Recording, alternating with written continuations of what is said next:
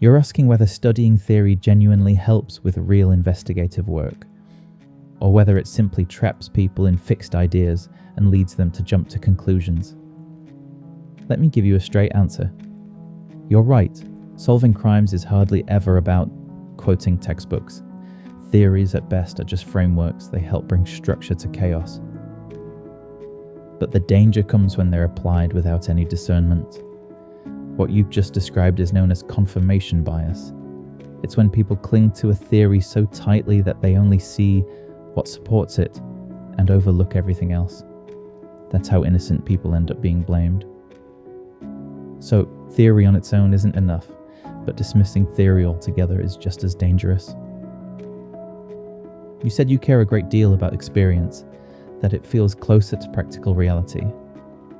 Of course you do. Most people trust what they've seen. Experience feels more tangible, more honest.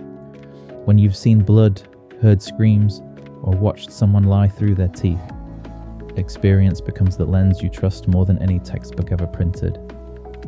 But experience is just another kind of bias. What one person calls experience, another might see as an exception.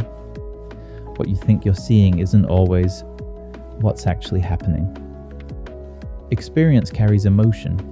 You remember the case that nearly broke you, and then you start spotting echoes of it everywhere, even when it isn't there.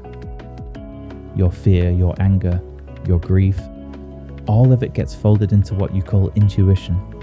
It feels objective, but it's deeply personal, which means unreliable.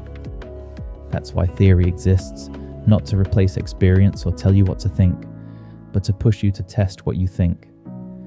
Experience says, I've got a feeling this person's lying.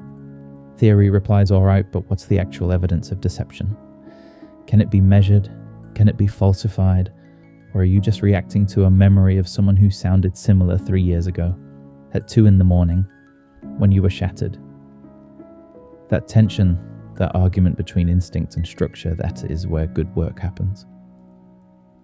So let's take stock.